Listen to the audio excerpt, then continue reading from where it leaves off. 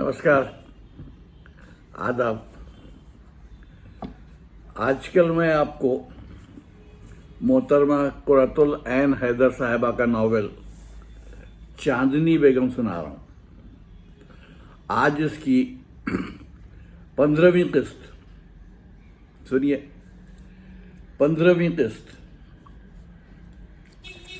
सफिया ऊपर से उतरी, दर में खड़े होकर बड़ी बहनों का मुचैटा सुना की धीरे से बोलिए, आइए उधर चलकर बैठें।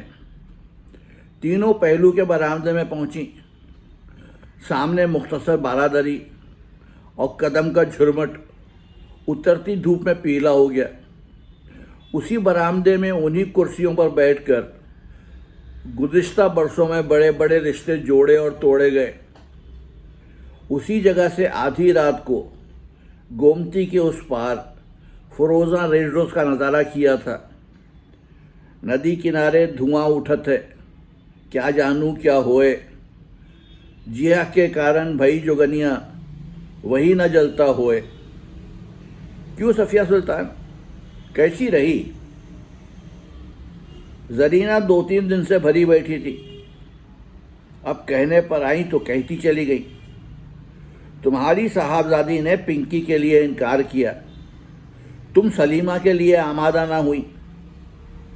परवीन, तुम भी गुरूर में अम्मा मरूमा से कम नहीं। ठीक है, माशा अल्लाह से बड़े आदमी की बीवी हो।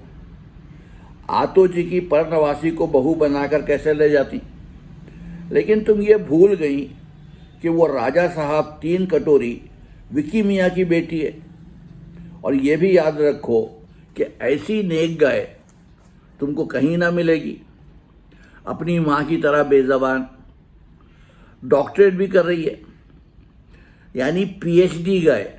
सफिया ने लुक़मा दिया। परवीन ज़ेरे लब मुस्कुराई। क्या मौजू है?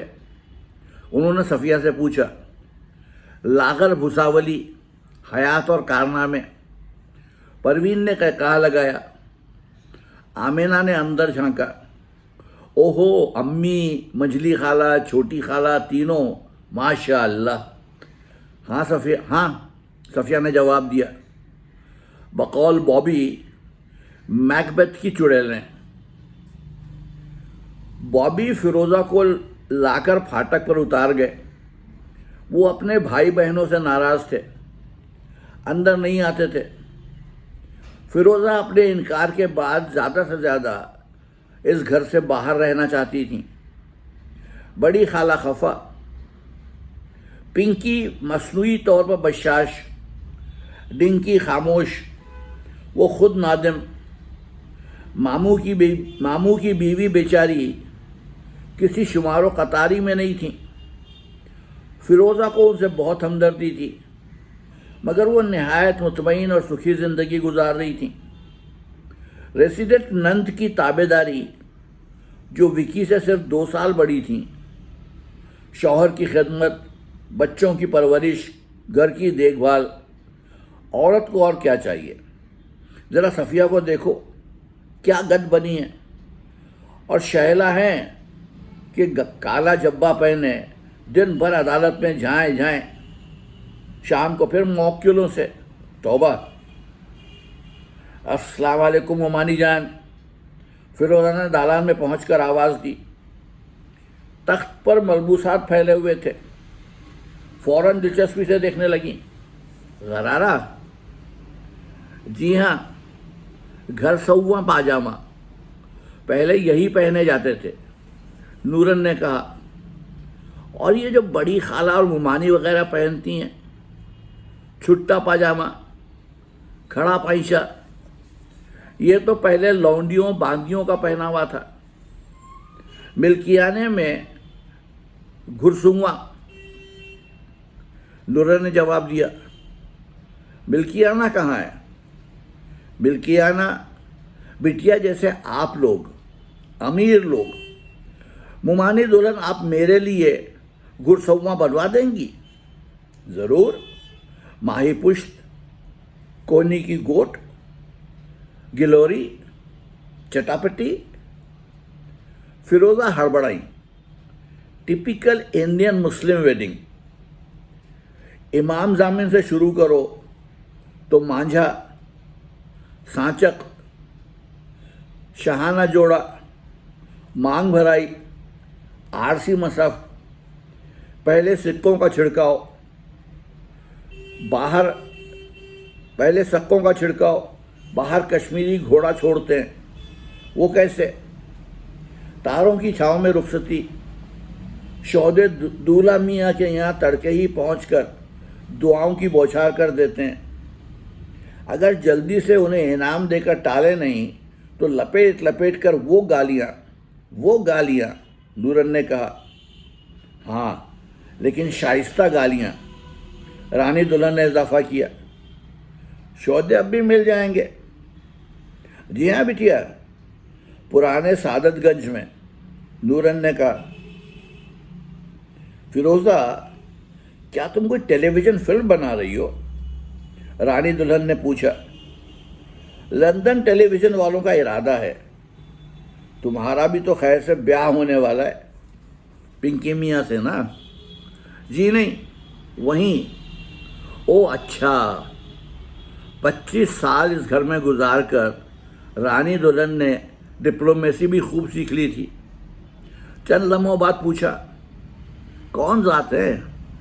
मुहाजिर, पंजाबी, पठान? मंझली नंद परवीन सुल्ताना के यहाँ कराची हो आई थीं और वहाँ की ताज़ा तरीन सियासी सूरत हाल से वाकिफ़ थीं। जी नहीं। सिंधी? जी नहीं। बंगाली तो अब हो नहीं सकता। अच्छा, बलोच? जी नहीं। अंग्रेज़? अंग्रेज़? बाहर आ रहा बेगम का मुंह खुला का खुला रह गया। अब यहाँ से खिसकना चाहिए। अपनी शादी ही के सिलसिले में एक ज़रूरी बात विकी मामू से करना थी। उनको ढूंढा जाए। फिरोज़ा उठकर पहलू के बरामदे में गई। माँ, दोनों खालाएं और आमिना अंदर जा चुकी। नूरन ने बारादरी में जाकर बत्ती जला दी। विकी गोया इसी सिग्नल के मुंतज़िर थे। अपने कुतुब खाने से बरामद हुए। एक खिदमतगार कागजात और किताबें उठाकर लाया। सफ़ेद रीश विकी मियाँ उमूमन ज़्यादा वक्त समंजार में गुजारते थे। माली से तबादला ख़यालात, बागवानी और इल्म नबातात की किताबों का मुताला और भी जाने क्या क्या पढ़ा करते थे। घर बैठे संस्कृत और इब्रानी सीख चुके थे। 40,000 हरफ तहज्जी न होते तो चीनी भी सीख लेते कि लाओज़े की ज़बान थी। अब वो रात गए तक वहीं बैठे रहेंगे। गोया बेद मजनू से घिरे पॉपलिन में गोया बेद मजनू से घिरे पॉपलिन में फनाउल फ़लसफ़ा कन्फ्यूशियस। फ़ौरन अंदर गए। कुरान शरीफ के चंद तराजुम अदब से उठा कर लाए। फिरोज़ा दबे पाँव नज़दीक पहुँची। अस्सलाम वालेकुम मामू जान। वालेकुम अस्सलाम, जीती रहो, बैठो। दिन भर कहाँ गायब थी? छोटे मामू के यहाँ। फिर मुमानी दुल्हन ने कपड़े निकाले थे, वो देख रही थी। खड़ा पैंचा। वो महजूज होकर मुस्कुराई। तुमको ये सब फैंसी ड्रेस लगता होगा। जी नहीं मामू मियाँ, ऐसी बात तो नहीं है। दरअसल मैं इसी सिलसिले में आपसे एक दरख्वास्त करना चाहती थी। बजिया से पूछ कर जो चाहे ले जाओ। हमने तुम्हारे लिए जेवरात भी महफूज कर रखे हैं। हम भात लेकर कराची आवेंगे ना, जब तुम। भात क्या मामू? दाल भात लेकर कराची ना आएंगे? लोग हंसेंगे। ये बच्ची और हम दो मुख्तलिफ इस्तिलाहात में गुफ्तगू कर रहे हैं।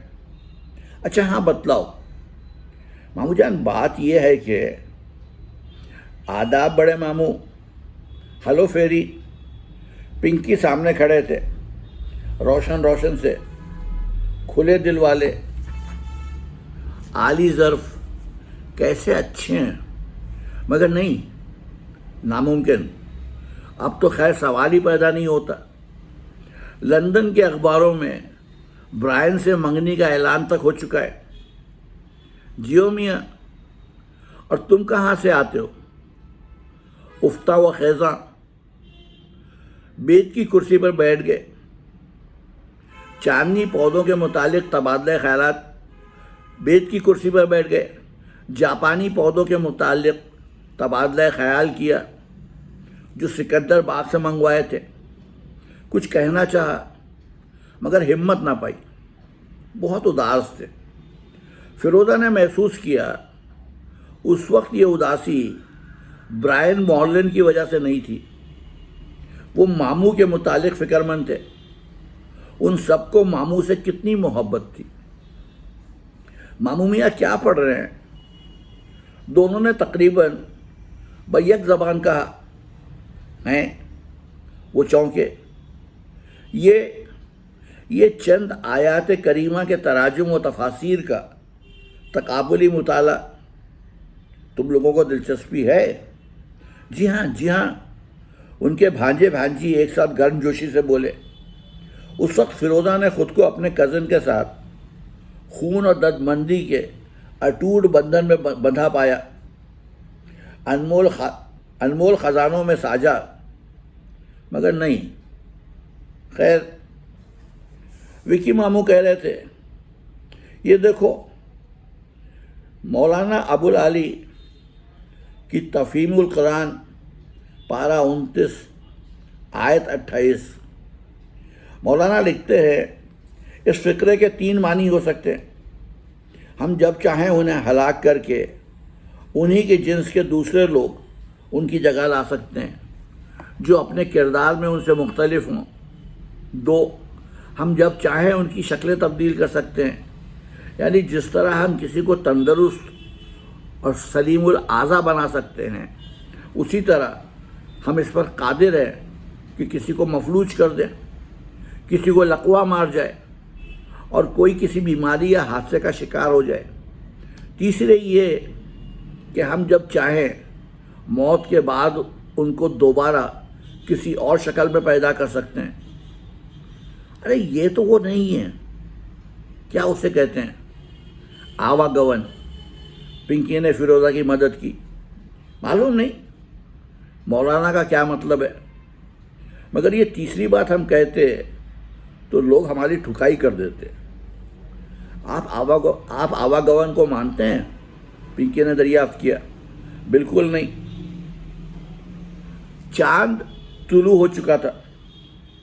اب نہ پڑھیے، یہ بلب خاصا مدھم ہے۔ ہم تو چاندنی میں پڑھ سکتے ہیں، ہماری بینائی اتنی تیز ہے۔ اور قرآن چاند کی روشنی میں تلاوت کی جائے، اور قرآن کی چاند کی روشنی میں تلاوت کی جائے، واہ کیا لطیف نکتہ ہے۔ انہوں نے خود اپنی داد دی۔ ان کو سراہنے والے بہت کم تھے۔ پونم کا چاند؟ پنکی نے کہا۔ پونم کیا؟ پونم ڈھلنو؟ یار یو آر ویری اسٹوپڈ۔ وہی ہمسن رشتہ داروں والی پرانی مانوس بے تکلفی۔ پنکی بھی بھول گئے کہ فیروزہ کے انکار کے بعد سے ان کے درمیان کھنچاؤ برقرار رہنا چاہیے۔ موسم، فضا، ماحول، وقت کی پرچھائیاں بڑی کرامتیں دکھلاتی ہیں۔ جپسی مون۔ وکی میاں نے اوپر دیکھا۔ ہوا خوشبوؤں کا ریلا ساتھ لائی۔ اس سامنے والے چبوترے پر بیلا نے گایا تھا، بیلا پھولے آدھی رات، بہت واہ واہ ہوئی تھی۔ اس رات بھی چاندنی خوب چھٹکی تھی۔ شب ماہ کی کرشمہ سازی۔ چاندنی باچی نے اسی 12 دری میں آدھی رات تک بیٹھ کر میرے لیے کارڈیگن ختم کیا تھا۔ جب ہم لوگ کراچی واپس پہنچتے ہی امریکہ جانے والے تھے۔ فیروزہ نے کہا، بڑے ماموں امی بتلاتی ہیں کہ چاندنی باجی سے بھی تو انہی دنوں آپ کے لیے بات چلی تھی، اسے کیا کہتے ہیں،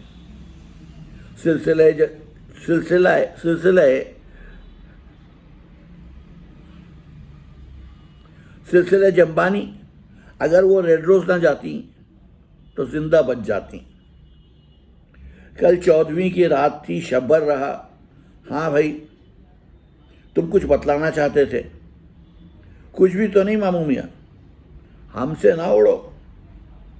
تذبذب میں رہے، پھر ہچکچا کر بولے، آج ہم دھدیا مہری کے پل سے گزر رہے تھے، زنانوں کی ایک ٹکڑی نظر آئی. انہوں نے کہا سلوچنا کی موت کے بعد ان کے جانشین مدھوبالا بمبئی چلے گئے اور میم صاحب عرصے سے لاپتہ ہیں. سارا قصور محض ہمارا ہے. لیکن تم جانتے ہو، جب وہ یہاں سے بھاگی ہم اپنے حواسوں میں نہ تھے. میگی مومانی کے فرار کو کتنے برس گزرے؟ پورے 30. تو اب تک وہ کہاں باقی ہوں گی؟ اگر وہ سالویشن آرمی والوں کے یہاں سے نکل بھاگی تو اس مفلس خانہ بدوشی کی صعوبتیں کیسے جھیل پائی ہوں گی؟ وہ بچپن سے اس طرز حیات کی عادی تھی.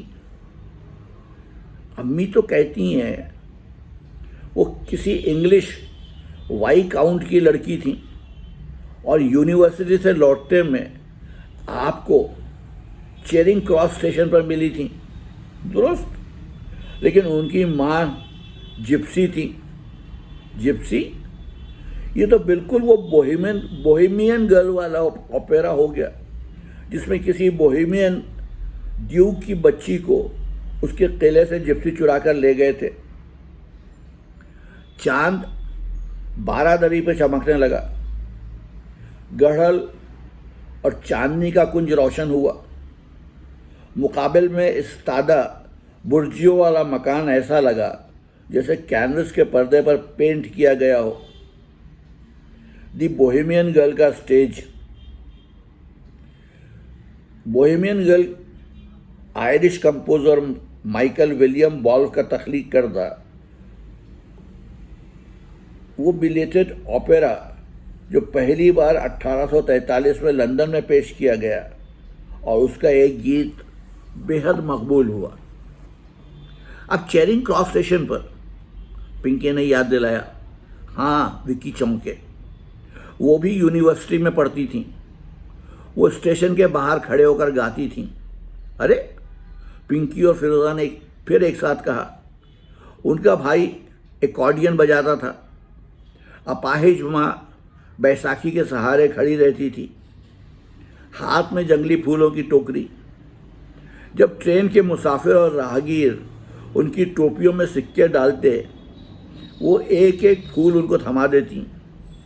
مگر آپ نے تو ابھی کہا کہ ایک وائی کاؤنٹ کی بیٹی تھی. پوتی کسی وائی کاؤنٹ کے اوباش لڑکے کی نیچرل اولاد. ماں جپسی تھیں، بے انتہا حسین. کسی معمولی میوزک ہال میں کورس گرل بھی رہ چکی تھیں.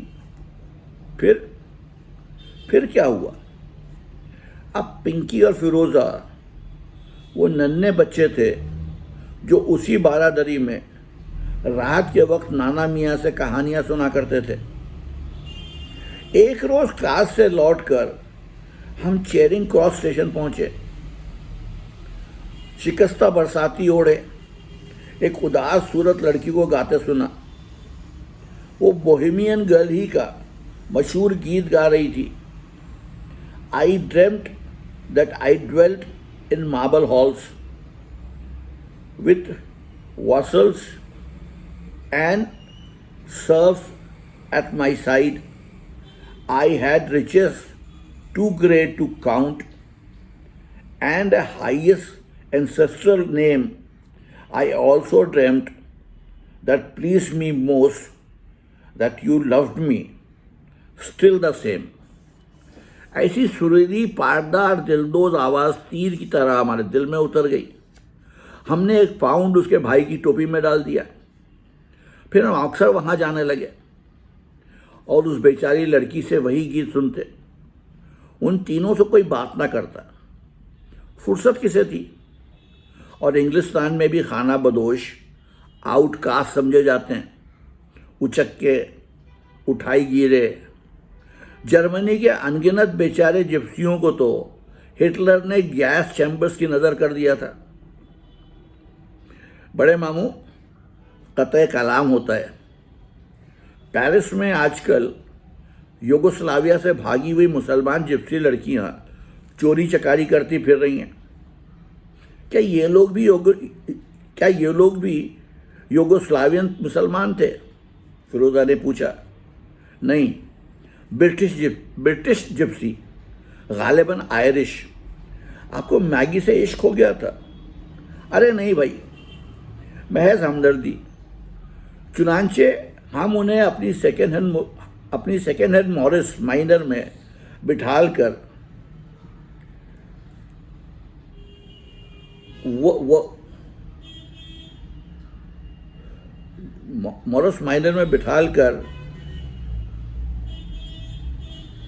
دو کنگ لے گئے اور نکاح پڑھوا لیا۔ ان کی ماں بہت خوش ہوئی، لیکن کہنے لگی یہ لڑکی پیدائشی کم عقل ہے، اس کا مجھ سے زیادہ برا حشر ہوگا، اسے یہیں نہ چھوڑ جانا۔ ہم نے کہا نہیں، ہم اسے اپنے ساتھ لے جائیں گے۔ میاں ابا نے ہمیں قانون پڑھنے کے لیے بھیجا تھا۔ مڈل ٹیمپل میں ضابطے کے ڈنر کھا آتے تھے اور مارے پھرتے تھے۔ واپسی کی تیاری کی۔ وہ اپنے ارسٹوکریٹ دادا کے ماربل ہالز تو کبھی نہ پہنچ پائیں۔ بطور تلافی ہم ان کو اپنی اس چھوٹی سی محل سرا میں لے آئے۔ ہم دیوانے تھے، ہم سے توقع یہی تھی کہ ولایت میں اس قسم کی کوئی حرکت کر بیٹھیں گے۔ ہم نے میاں ابا اور اماں سے کہا کہ یہ وائی کاؤنٹ فلاں کی پوتی ہیں، تو ان کے ذرا آنسو پوچھے۔ میگی کو ہم نے سمجھایا کہ اگر اصلیت بتلائی تو ہم مار کے بھوسا کر بھر دیں گے۔ اماں نے اصرار کیا کہ طلاق دے کر واپس بھیج دیں۔ ہم نہ مانے۔ ہم نے خانہ بدوش بھکارن کو سہارا نہیں دیا تھا۔ مگر آپ ان کو اتنا پیٹتے کیوں تھے؟ ارے بھائی، ذہنی توازن ہمارے اندر رہا نہیں تھا۔ لوگ سمجھتے تھے ہم 3 کٹوری کا خاتمہ نہیں سہار پائے۔ یہ بات ہرگز نہیں تھی۔ اس سارے بر صغیر کے سیاسی معاملات نے ہمارا دماغ ہلا دیا تھا۔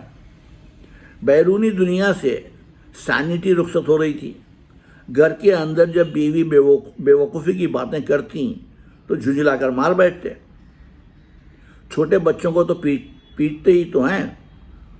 لوگوں نے اڑا دیا کہ آپ سادیت پسند ہیں، لوگ جو چاہیں اڑائیں۔ لیکن ہم نے اتنا دکنا کیا ہوتا تو وہ نہ جاتی۔ انسان حالات سے تنگ آ کر بھاگ نکلتا ہے۔ فیروزہ نے کہا، نانا میاں سے کہتی کہ انہیں وطن بھجوا دیں۔ میاں ابا کو وہ کوئی دیو سمجھتی تھیں، اماں کو دیونی۔ ان کی شکل دیکھ کر ہی میگی کی روح فنا ہوتی تھی۔ بچوں کی طرح سہمی دبکی اپنے کمرے میں چھپی رہتی تھیں، کہیں آنے جانے کی اجازت بھی نہیں تھی، ورنہ سوسائٹی میں ان کا مذاق بنتا۔ اور ہماری دونوں بد دماغ بہنیں، پنکی معاف کرنا، تمہاری والدہ اور چھوٹی خالہ، میگی سے انہوں نے کبھی سیدھے منہ بات نہیں کی، ہمیشہ گھڑکی جھڑکی، ڈانٹ پھٹکار۔ پنکی، کیا تم ان کو بھول گئے؟ ہم بہت چھوٹے تھے ماموں میاں، اتنا یاد ہے وہ کبھی کبھی ہمیں انگلش گانے سنایا کرتی تھیں۔ ہاں، اور اپنی مخصوص جپسی بولی کا ایک گیت، خانہ بدوش عہد وسطیٰ میں شاید کالی دیوی کی مورتیاں بھی اپنے ساتھ لے گئے تھے۔ یورپ میں سیاہ فام مجسمے کا جلوس لے کر نکلتے ہیں، جسے اپنی پیٹرن سینٹ کہتے ہیں۔ میگی جو گیت انگلش جپسیوں کی بولی کے گاتی تھیں، ان میں بہت سے ہندوستانی کے الفاظ موجود تھے۔ الفاظ بہت سخت جان ہوتے ہیں پنکی، تم اور ٹنکی زبان کے معاملے میں تکرار کرتے رہتے ہو، مگر یاد رکھو خانہ بدوش اردو شاید 500 سال اور باقی رہ گئے۔ ماموں میاں، آپ ہمیں میگی مومانی کے متعلق بتلا رہے تھے۔ او ہاں، تو وہ اصلاً بوہیمین گرل ایک دیو کی قید میں تھیں، اور انہیں حصار کے ایک موقع میں سے چند کوچا گرد گویے دکھلائی پڑے۔ جپسی کنبہ یاد آیا اور وہ اس گمشدہ آزادی کی تلاش میں نکل بھاگیں۔ اگر وہ بنجارے نہیں تھے وہ تو ان کو اس کی پہچان کہاں تھی؟ بیچاری انگریز عورت اس مکان سے باہر ہی بہت کم نکلی تھی۔ ہمارے یہاں کے زنانے بھی کس قدر پھٹے حال ہیں۔ فیروزہ نے کہا، ویسٹ میں دیکھیں، رات کے وقت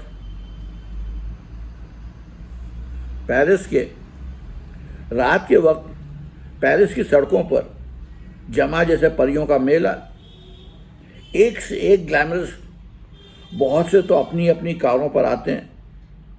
ہمارے ساؤتھ ایشیا میں ہر چیز اتنی پھٹی چر ہے۔ کیوں؟ پنکی نے جرا کی۔ شاہی کے زمانے میں تو وزیر اور مدبر تک بنے۔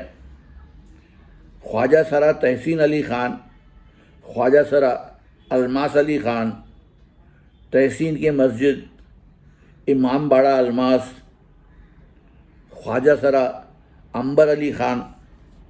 ہمارے زوال کی ایک اور علامت، وکی میاں نے جواب دیا۔ ماموں میاں، ہم نے ضد کی تھی تو ایک بار خوش قدم بوا اور منع خان اپنے ساتھ ٹرکے میلے میں لے گئے تھے۔ وہاں ہم نے کیا دیکھا کہ آمنے سامنے دو مچانوں پر کھڑے زنخوں کے دو گروہ فقرے بازی کر رہے تھے اور مجمع قہقہے لگا رہا تھا۔ مشرقی تمدن کا آخری نمونہ، وکی میاں نے طنز کیا۔ ایک چنڈول چیختا ہوا اوپر سے گزرا۔ وہ تینوں بارادری کے اندر کسی چینی جاپانی پینٹنگ کی طرح ساکت رہے۔ دفتن تصویر میں جان پڑی۔ پنکی دریافت کر رہے تھے، ماموں میاں، ہماری سمجھ میں آج تک نہ آیا کہ جب میگی مومانی اس دیوڑی سے نکلی، سلوچنا نے ان کو منع کیوں نہ کیا؟ ان بیچارے حقیر زنخوں کی ہمت کیسے نکلی؟ ان بیچارے حقیر زنخوں کی ہمت کیسے پڑی کہ وہ راجہ صاحب 3 کٹوری کی بڑی بہو کو اپنے ساتھ لے جائیں؟ وہ انجان تھے۔ مالی کے یہاں برادری کا بھوج تھا۔ اس کے بعد وہ سب مندر گئے۔ زنانے ان کے پیچھے پیچھے جا رہے تھے۔ ساری کا گھونگھٹ کاٹ کر وہ بھی چل پڑی۔ وہ اماوس کی رات تھی۔ دوسرے روز سلوچنا لرزتے کانپتے میاں ابا کی خدمت میں حاضر ہوئے۔ عرض کی، میم صاحب ان کے ڈیرے پر تشریف فرمائیں، پچھاڑے کھا رہی ہیں، مگر یہاں واپس آنے کے لیے تیار نہیں۔ سرکار، موٹر بھیج کر بلوا لیجیے۔ میاں ابا خود جانے کے لیے تیار ہوئے۔ اماں نے روک دیا۔ بلا کٹی، اسے مشنریوں کے حوالے کر دیجیے۔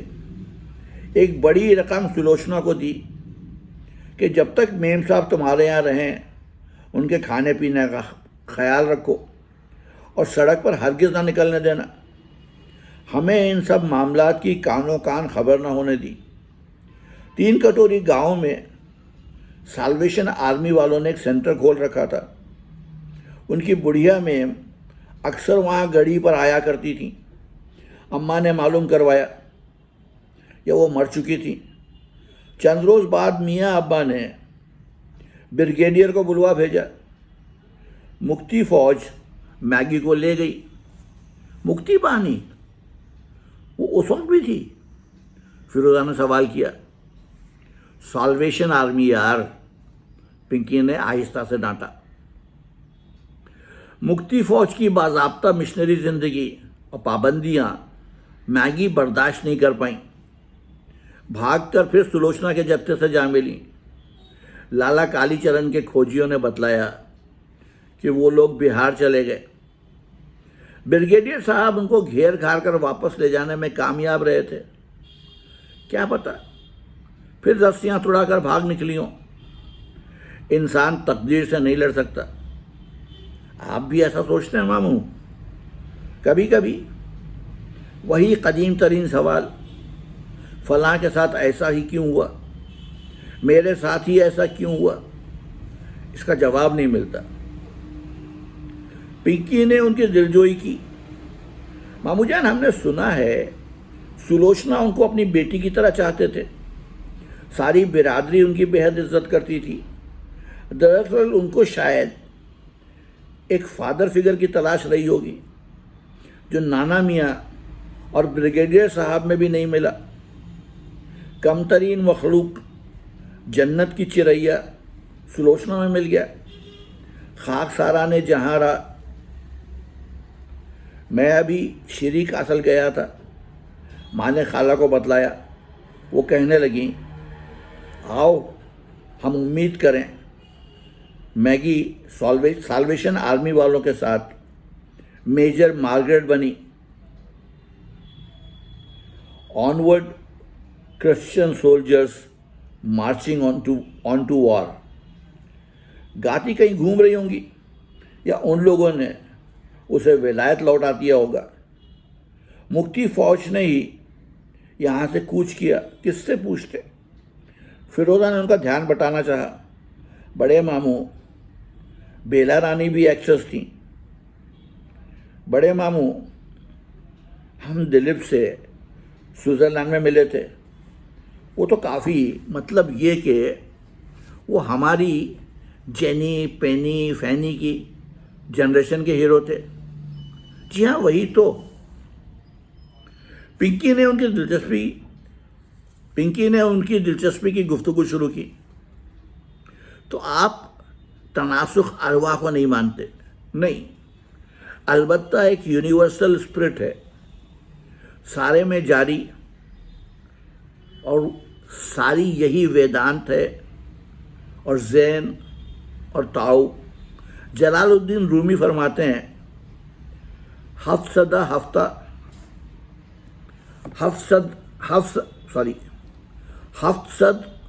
हफ्ताद। पिंकी ने नज़र बचाकर घड़ी देखी। तुम्हें कहीं जाना है? वो अपनी बात अधूरी छोड़कर उठे और सीढ़ी उतरकर मुख्तसर जापानी तालाब के किनारे किनारे टहलने लगे।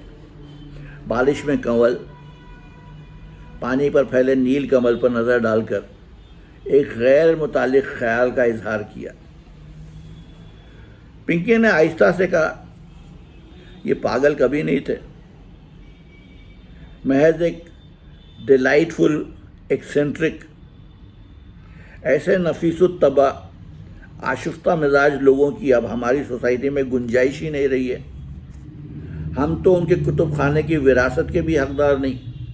उनकी ज़िंदगी अब कितनी बाकी होगी, मगर यह हयात जावेदानी की कयास आराइयाँ करते हैं और बागवानी करते जाते हैं, और सब कहाँ कुछ लाला गुल में दोहराया करते हैं। मुझे यकीन है कि बनों में इनको किन्नर नज़र आते होंगे और तोते उनको कहानियाँ सुनाते हैं। फिरोज़ा ये उन कदीम शायरों में से हैं जिनके जहन और तख़य्युल ने देवमालाएँ तख्लीक़ की। जापानी बागीचों में ज़ेन की रूह इनको बड़ी साफ दिखलाई दे जाती है। पूरन बरहम यूनिवर्सल स्पिरिट, पेड़ पौधे परिंदे, इनमें शामिल होकर ये खुद और हम सब बार बार नमूदार होते रहेंगे। दफतन पिंकी हंस पड़े। मामू जान की यही बात सुनकर एक साहब कहने लगे, ज़रा सोचिए, 2012 की एक सुहानी सुबह एक चिड़िया बेडरूम के दरीचे में आन बैठे और अचानक अंकल विकी की आवाज़ में तकरीर शुरू कर दे। मौलाना रूमी फरमाते हैं, तो ये थी आज की किस्त। कल फिर आऊँगा, आपको अगली किस्त सुनाऊँगा। तब तक के लिए इजाज़त दीजिए। आदाब।